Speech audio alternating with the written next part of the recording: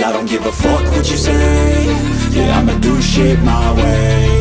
So you can go kick rocks, I'ma stack bricks up, build what I want to dalam pimpinan make. Pilihan Raya 2014, kami duduk di bilik tingkat 38 ke berapa masa tu dengan Datuk Najib.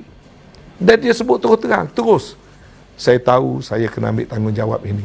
Saya akan meletakkan jawatan. Tengah hari ini saya akan buat pengumuman. Saya akan ambil tanggungjawab. You see, Datuk Seri Najib. Sebab tu dia dihormati sampai sekarang. Dia dihormati. Saya menghormatinya sampai sekarang. Sebab super juga waktu nak menandatangani SD sokong Mahathir.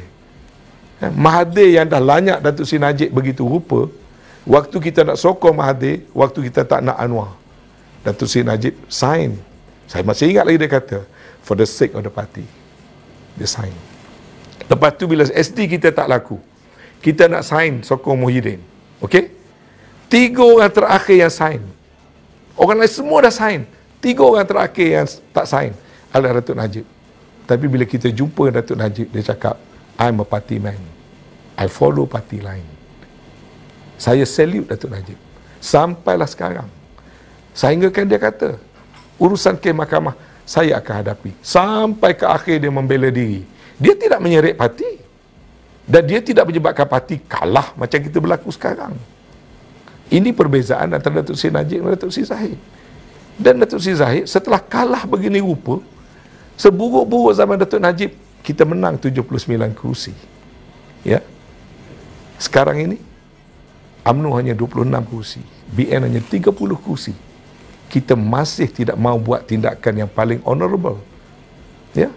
Pada saya, semua orang yang setelah gagal di negeri-negeri yang pimpinannya kursinya kosong, berjiwa besarlah supaya way forward ke hadapan mengikut cara pimpinan yang baru. Tapi kita masih nak teruskan agenda yang kita set bulan Ogos tahun 2020.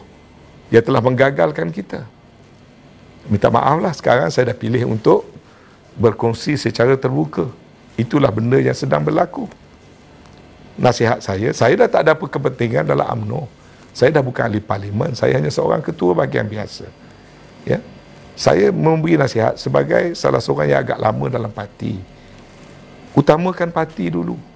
Kalau nak kira jiwa yang luka, saya jiwa yang paling luka sekali.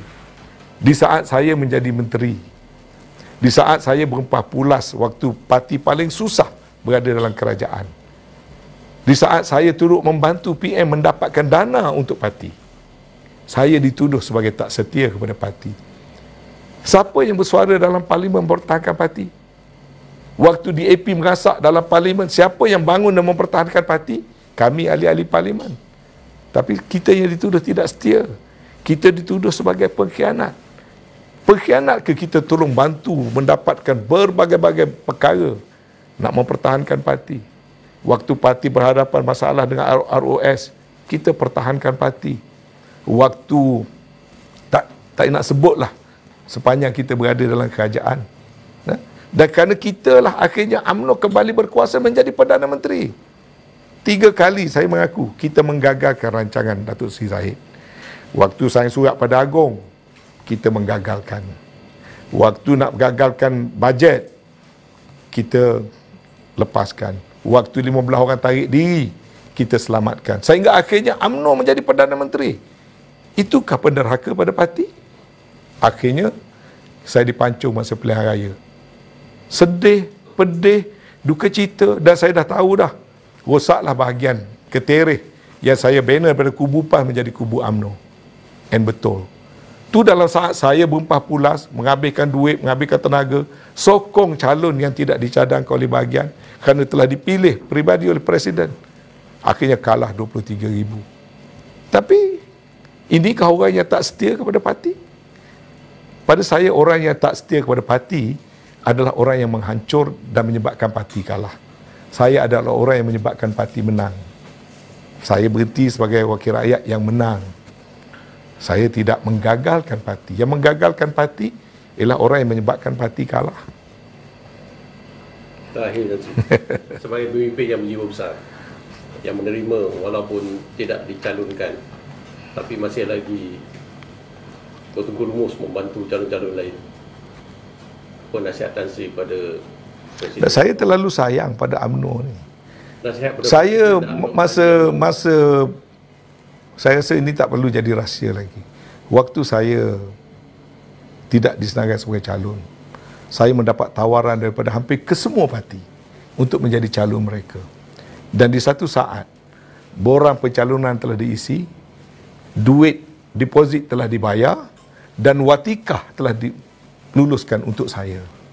Sehinggalah kepada pagi penamaan calon.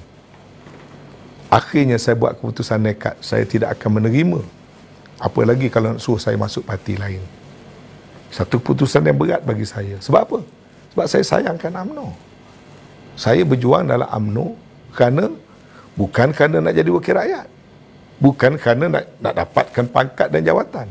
Saya nak berjuang dalam UMNO. Pertama, apa pun kita lakukan di dunia, kita kena jawab di akhirat.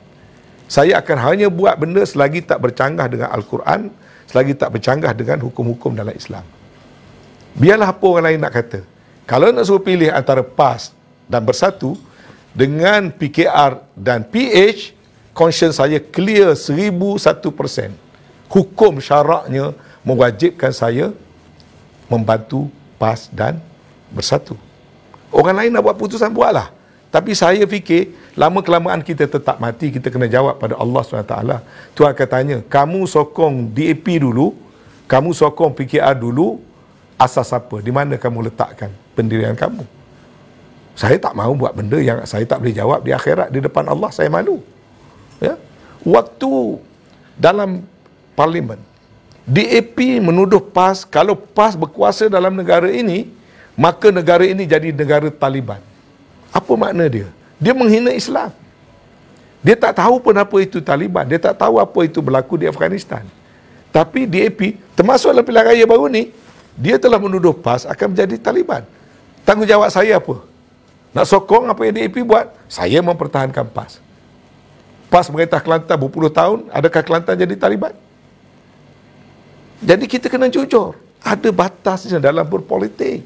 Tak boleh kerana nak jadi menteri, kerana nak lepaskan kes kita, kerana kepentingan peribadi kita, kerana takut tak ada duit, tak ada peruntukan, tak ada projek, kita korbankan benda yang agama larang. Pada saya tak sanggup nak buat macam itu. Jadi nasihat saya, politik juga. Pada saya politik sebahagian pada ibadat. Pada saya politik adalah sebahagian daripada fardu kifayah. Maka dalam berjuang dalam politik, harus ada etik dan garis-garis panduan yang tertentu. Kita tidak boleh membelakangkan rakan-rakan yang memperjuangkan agama. Tak kira parti apa. Kemudian kita mendahulukan orang yang nak menghancurkan agama kita. Itu pegangan saya. You tak usah bagilah alasan, oh kalau duduk dengan PH, maka habislah politik UMNO ni. Kenapa? Kerana kerusi-kerusi sekarang dah dipegang oleh PN. Jadi kalau kita duduk dengan PN, maka kursi-kursi itu sampai bila lah tak dapat kat kita. Ni bagi grup yang nak suruh kita sokong PH. Saya nak tanya balik orang yang pegang mazhab itu. Kalau kamu duduk dengan PH, sedangkan mandat yang kita ada 3 juta dari pilihan raya lepas, datangnya daripada orang Melayu dan orang Islam. Kamu membelakangkan mandat mereka, ya kamu boleh bertanding banyak kursi, tapi kamu akan menang berapa kursi? Dulu lagi saya cakap, diorang tak nak percaya. Saya kata dulu, waktu saya rundingkan dengan PAS, ni saya nak cerita satu perkara yang nak kata rahsia pun boleh, tapi saya rasa bukan lagi rahsia. Saya adalah antara orang yang pergi berunding dengan Bersatu dan PAS di peringkat awalan dulu. Saya dimandatkan. Kalau orang kata PAS ataupun Bersatu nak bunuh UMNO, bohong. Kenapa? Waktu saya berunding dengan PAS dengan Bersatu, saya nak ulang cakap-cakap ni, orang bercakap masih hidup. Muhyiddin kata kat saya macam mana? Kalau kita bergabung, UMNO lah ambil jumlah kursi paling banyak. Kami ni parti kecil saja. Okey? Ni orang dengar semua ni, boleh pergi cek kalau Anwar Musa berbohong. Pergi cek dengan Muhyiddin. Muhyiddin kata, kami ni parti kecil saja. Saya pun daripada UMNO dulu. UMNO parti besar. UMNO lah ambil kursi jumlah yang paling banyak. Cuma saya ingat satu perkataan dia kata, cuma janganlah bagi kami ni ciput saja. Saya ingat lagi istilah Muhyiddin guna, ciput saja. Jadi waktu kita berunding ketika itu, kita berunding, kita mensasarkan 80 ke 85 kursi kita bertanding bersama, kita yakin kita boleh menang 80. Kurang-kurang pun 75. Kita setuju lebih kurang waktu itu nak bagi PAS kira-kira 30 kursi. Nak bagi pada Bersatu kira-kira 30 ke 40 kursi. Cuma kita kata kursi yang kita menang, yang katak-katak lari dulu, maaf guna istilah katak-katak tadi ni, kita nak kita balik. Tetapi kalau ada nak juga, kita boleh trade off. Yang dia menang, kita bagi, dia kena bagi yang kita. Formula itu kita buat, kita boleh menang 2/3. Formula itu. PAS bertanding 30 ke 35, dia akan menang 30 kursi. Kita bertanding 85, kita boleh menang 80 kursi. Bersatu bertanding 40, dia boleh menang sekurang-kurang 25-30 kursi. 3 parti ni saja, kita dah boleh dapat hampir 130 kursi. Campur dengan Sabah, kita akan dapat 140 ke 150 kursi. Formula menang ada. Kenapa formula itu dibuang? Adalah kerana nak pergi Solo. Kenapa nak pergi Solo? Sebab berpakat di belakang parti dengan Anwar Ibrahim. Supaya juga waktu nak pilihan raya kecil di Sabah. Saya terlibat, depan saya ni berunding 3 kali. Apa Muhyiddin kata? UMNO nama kalah siapa CM. Tak buat. Panggil lagi meeting. UMNO nama kalah siapa dia CM. Kita yang tak buat. So saya call spade a spade. Kalau orang kata Muhyiddin nak bunuh UMNO, ni saya buka cerita yang terbaru. Bulan lepas, sebelum pilihan raya, apabila Datuk Seri Ismail dikatakan banyak tak menunaikan perkara-perkara yang dijanjikan pada Bersatu, satu hari Muhyiddin panggil saya, jemput pergi rumah dia. Okey? Ini baru ni, ini baru 2 bulan lepas. Saya memaklumkan kepada Perdana Menteri, saya dipanggil. Sebab saya tak pernah pergi ke rumah Muhyiddin sejak dia tak jadi Perdana Menteri. Ya? Saya pun pergi. Lalu dia tanya apa pandangan saya. Saya pun beritahulah, explain bagi pihak Perdana Menteri kenapa tak boleh lantik timbalan Perdana Menteri Azmin yang nak dicadangkan oleh Muhyiddin. Kita kata waktu kita bincang dulu, waktu nak form kabinet, kita ambil you punya jawatan PM, jawatan TPM kita bagi pada Bersatu. Yes, saya kata. Tapi waktu kita nak pembentukan kabinet, Bersatu sendiri tak boleh decide antara Azmin dengan Hamzah. Because of reason tak payah saya urai di sini. So jawatan tu dikosongkan dulu. Kemudian bila dah lepas tahun kata you nak minta, PM having problem sebab pandangan public menambah jawatan tak kena pada masanya, menambah perbelanjaan kerajaan tak kena pada masanya. Kemudian Hamzah pun ada sikit problem, Azmin ada sikit problem. Maka PM kena jaga kepentingan nasional. Jadi tak dilantik. Saya cuba nak bagi alasan lah kepada Tan Sri Muhyiddin. So dia kata apa way forward? Saya kata way forward, kalau kita dapat bersatu lah 3 parti, janganlah bergaduh, you pun janganlah kacau kerajaan. Saya buat benda tu. Saya pergi jumpa Mahathir. Mahathir masih hidup. Cuba tanya apa 3-4 bulan lepas saya jumpa Mahathir. Minta jangan kacau Datuk Seri Ismail Sabri. Tuan janganlah buat benda-benda yang melemahkan kerajaan. Dengan Muhyiddin pun cakap macam tu. Apa Muhyiddin jawab kepada saya? Saya ni kalau betul you all boleh bergabung, kita semua dah jadi kuat, saya berehat pun tak apa. You see? Ini malam ni baru saya bercakap, Muhyiddin masih hidup tu.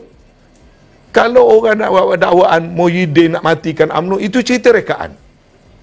Saya tak tahu orang lain. Ini daripada mulut Muhyiddin beritahu pada saya. Banyak kali, banyak occasion. Waktu pilihan raya Sabah. Waktu pilihan raya Sabah, UMNO habis duit. Saya loncat naik atas kapal terbang pergi ke Sibu. Kerana PM 16 hari bulan September 2020. Tanya Muhyiddin. Saya masuk dalam bilik tidur dia, beritahu UMNO habis duit Sabah. Tak cukup duit. Berpuluh juta Muhyiddin bagi membantu UMNO Sabah. Saya tak boleh berbohong, saya berdosa. Tapi tuduhan kononnya kita ni apa tu nak matikan kita. Tak betul. Dia tak betul, saya kata tak betul. Saya bukan takut. Yeah, I'ma do shit my way.